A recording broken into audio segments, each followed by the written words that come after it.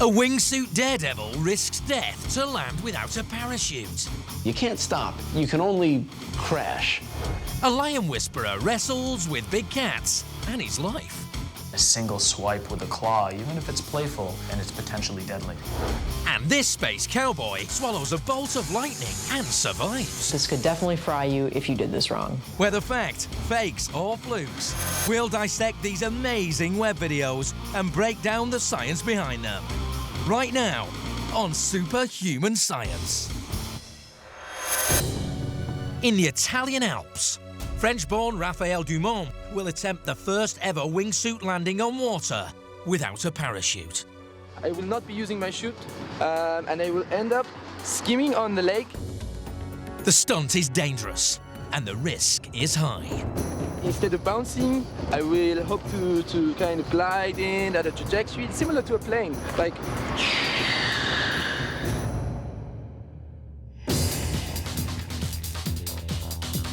They're not really flying, they're gliding, which means that it's controlled falling. But that's what flight suits are. It's controlled, not dying. 30 seconds before landing. Team on standby, please. Raphael plummets towards the lake. Successfully landing on the water would be a world first. And he appears to have made it. Our experts take a closer look at how this is possible. These wingsuits are based on flying squirrels, which is just the coolest thing. The flying squirrel has membrane between the arms and the legs and then between the back legs. The person in the wingsuit has to be at a certain speed to glide through the air because it can't generate any thrust or any force like a plane can. But the wingsuit user can make small adjustments in order to fly faster. If you decrease the surface area of the wingsuit a little bit by moving your arms in, then you sacrifice some lift, you go down a bit, but that gives you some speed. But does Raphael have enough control to survive a landing without a parachute? Just like he can't take off like a plane can, he also can't land like a plane can. For unpowered flyers, the most important factor is the glide ratio. That's how many meters across you go for every meter that you fall. A well-designed wingsuit has a glide ratio between 2.5 and 4. So if you calculate it, he's going to hit the water at about a 14-degree angle, assuming he has a glide ratio of 4. Hold on, pause it right here. When you're zooming toward the water, even at a 14-degree angle, you can't stop. You can only crash. That fact leads to a growing suspicion amongst our experts. The wingsuit doesn't prevent you from falling downward. It just slows you down as you do because of the friction between the membrane and the air that you're passing through.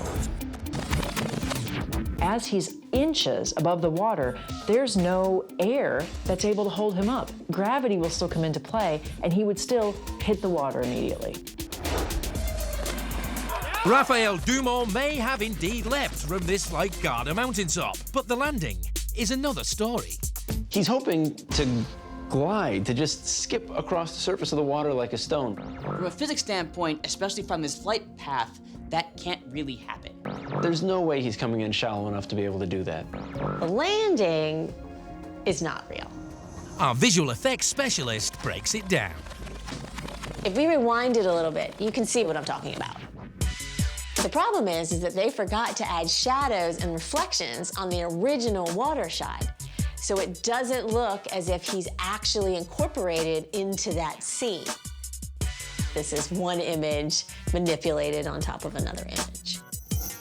Raphael's landing was performed in a studio against a green screen. The wingsuiter is then layered onto footage of the lake.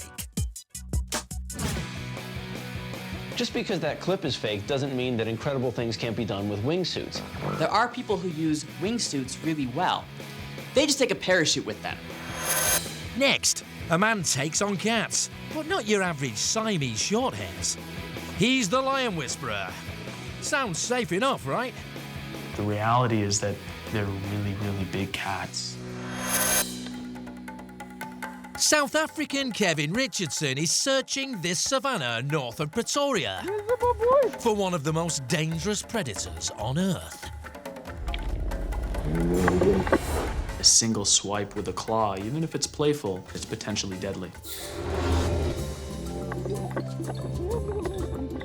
But these cats greet him with hugs, instead of with claws and fangs.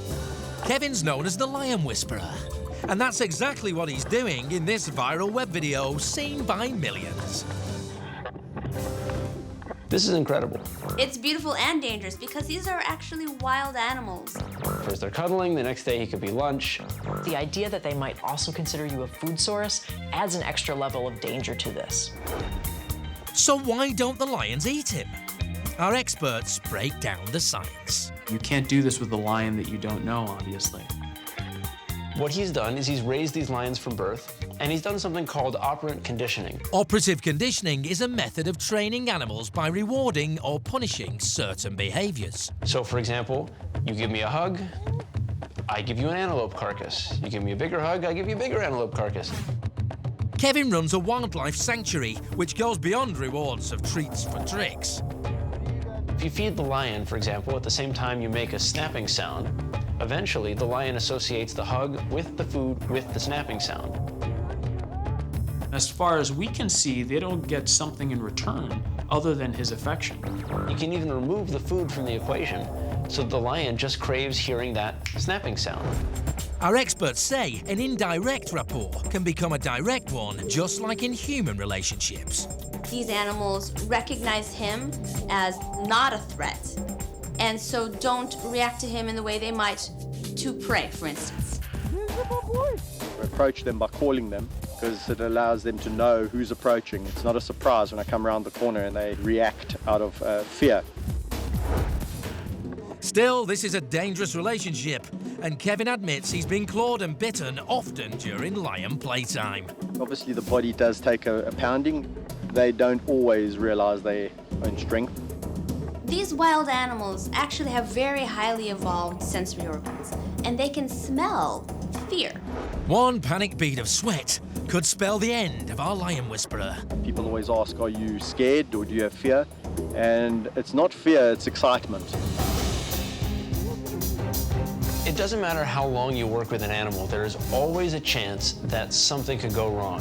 One little nibble too tight and you can chomp off a limb. Clearly, Kevin has formed a superhuman relationship with these lions. The big male lion does see me as something that's worth protecting, a friendship that's worth keeping up. He's essentially a member of their pride. He's learning to communicate with them, and he's doing it in their language, not his own. And he knows better than to schedule any lion hugs around lunchtime. This is clearly not a hungry cat. These amateur daredevils are about to test their limits and nerve. Across a mountain gorge, hundreds of meters in the air, like it's a schoolyard balance beam. It's that, but a really long chain over a canyon that could kill you.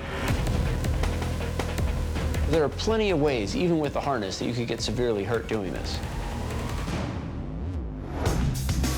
This is highlining, or slacklining at extreme heights. Tight roping is when you walk on a rope that is tight. This material is actually a very flexible, stretchy, hollow cord. It's loose. It can wiggle back and forth, and that makes it a lot harder. So there's this added element of difficulty. Our experts take a closer look at the science behind walking the line. As long as you can do this barely off the ground on a slack line, you can also do it 100 meters in the air. The key to this is balance and trying to negotiate your center of mass, your body weight, with this stretchy material that you're walking on. One thing you'll notice is that they sort of instinctively put their arms out to help balance themselves. That's why you see tightrope walkers with these really long, downward curving poles. And what they're doing is they're actually increasing their moment of inertia. But the elasticity of the line makes this much more complicated. You have to keep yourself steady on something that wants to magnify every one of your movements. That's what makes highlining so hard. What's impressive about these guys is that their brain and their body are so well connected that they're able to make the very quick, short, muscle corrections that are necessary to maintain this crazy bouncing, sagging line while they move forward across it. So it helps if your brain chemistry is wired to take this on. What's going on in their brains makes them a little bit different from the rest of us. They had to be able to combat their fears of falling. Most certainly there's something going on in your brain. A lot of chemicals, a lot of adrenaline. And the level of those brain chemicals can impact how we react at heights like this. If you get nervous and start shaking, you're gonna make that band shake for the entire time you're walking on it. Elastic wants to return to its original shape, so the more the line stretches, the more it bounces back. Physics says its extension is directly proportional to its force. Since the center is most extended, even the slightest movement or force is greatly amplified, making it harder to counter with the right force to stay balanced. The hardest part about this is actually getting to the middle. That's where you have the most material around you that can stretch. If you're in the middle when you fall down, that harness is going to bounce you up and down like a yo-yo for a long time. So can anyone do this? Or is it superhuman? If you can practice this, then you could do it. But by practice, I mean a lot. And steel yourself so that you're not actually scared. While I don't want to downplay what their physical abilities are, I'll definitely say that with a tether, you're willing to take a lot more risks. From walking the line, we turn to an electrifying feat of sword swallowing. And later, billiard trick shots that make it hard to believe what we see. This Australian is about to face 250,000 volts of lightning. Hey, I'm the Space Cowboy and I'm about to go for the world record for the longest lightning bolt to strike a swallowed sword. Shane Holdgren is combining a classic carnival trick with deadly force. This could definitely fry you if you did this wrong. But the first question is whether this sideshow stunt is real or fake. Wait. Let's stop the tape right here. The one thing here that could obviously be manipulated is the lightning bolts that are coming down to him. These are the types of things that we've been manipulating in visual effects for years and years. But as you can see here, they're already registering a current in the frame, so they already have the electricity. They wouldn't need to manipulate that visually. If it's not digitally altered, how does he do it and survive the electric shock? The Space Cowboy is definitely taking some risks. Humans have a very limited resistance to electricity before their fuses are blown. The higher the current going through you, the more likely you're going to actually be electrocuted, or be fried, or have your heart stop. Current flowing through an object can be measured by the electric force or voltage, divided by the object's capacity to resist it. The result is measured in milliamps or thousandths of an ampere. If it's around 200 milliamps, then you're going to be knocked unconscious. This man-made lightning bolt has a force of 250,000 volts, but the Space Cowboy doesn't reveal the amperage of the current. The current is what's actually lethal. So a low current could help keep him alive, along with some customized props. If you notice, you can see the sword is not a normal sword. The sword is grounded. It's got extra little wires coming out of it so that the current passes not into him, but right into the ground. That's why he isn't dead. Finally, he also wears special protective gear. He's also wearing special gloves that help protect him. It's like chainmail. This metal mesh acts as armor that intercepts electromagnetic waves and protects him from getting shocked. Basically, it's like a little safe room. Wow, my eyes are watering. I got black dots in my vision. Is this heaven? Am I still alive? The Space Cowboy can laugh through his death-defying stunt because of his superhuman grasp of science. Wow, it's fully burned off the top because half the handle isn't there anymore. No one should try this at home. As for Superhuman, our experts are mixed. What he's actually doing here isn't much harder than sword swallowing. Being shocked and electrocuted potentially by this sort of thing really brings it to the superhuman level. We shift now from a deadly electric jolt to jaws of steel locked in a tug of war with a train. Strongman Steve Schmidt is a fifth-generation farmer from Missouri, USA. He's going to tear this into 4 pieces with his teeth. Here we go. It was on the family farm where he realized his unique jaws of steel. Obviously, it's not a trick. He really is doing this, and he is doing it with his mouth. Nearing age 60, Steve recently claimed the world record for the 100-kilogram teeth lift. 65 times in 1 minute. He's, at risk for significant injury. What's amazing about this is that he's holding on to this large amount of weight with his mouth. And he's able to actually keep it there and keep it stable. I mean, talk about a setup for a cervical disc herniation. This guy's got it. So how is this possible? First, Steve uses more than his teeth when he competes in Ironman contests. When he first pulls the weights, there might be some shear stress that he experiences on his teeth. He has to combat that to get over that and then start using more of the muscles back here to help maintain things. Also, he's careful to use a leather mouthguard. What that does is it serves to distribute the actual force of his mouth across a larger area of his jaw and his teeth. This way, Steve can harness the power of his bite without putting the full force on any one tooth. You don't often think about humans and jaw strength. You think about when a dog bites you or a crocodile's powerful bite, but humans need strong jaws too. Humans, pound for pound, outrank all primates, even gorillas, in biting prowess. We can thank our well-developed masseter muscles, which open and shut our jaws, and the short distance between our teeth and jaw at the joint called the temporomandibular. Here we go. He has to have some extraordinarily strong jaw muscles. His mandible has to take a great deal of stress. There's one. Our chompers can exert more than 120 kilograms of force in the direction of the bite. A great white shark, by comparison, can channel triple the force, or 300 kilograms, through its pointy teeth. And a crocodile boasts more than 1,000 kilograms of jaw strength. But it takes more than strong teeth and jaws to pull this 23,000 kilogram boxcar without losing a filling.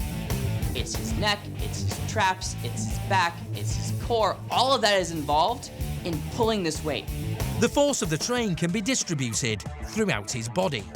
The paraspinal muscles, the muscles around his spine, are doing a great deal of the work here, as is his back and his legs. But is Steve's skill a sign of otherworldly strength? Our experts are mixed. This isn't a feat that an average person could do, no matter how much training they put into it. Is it superhuman? I don't believe so, no. I never thought it was possible, but then I didn't ever think that someone would try it. From feats of sheer strength to eye-popping pool shots that bend the laws of physics.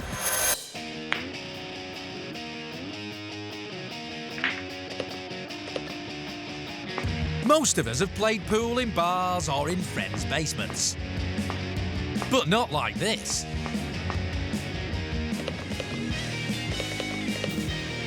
Steve Markle is a billiards master. The table's his canvas, and each trick shot a work of art. It looks like the ball is suddenly defying the laws of physics. When we watch billiards, we're thinking geometry, and he's breaking all the rules.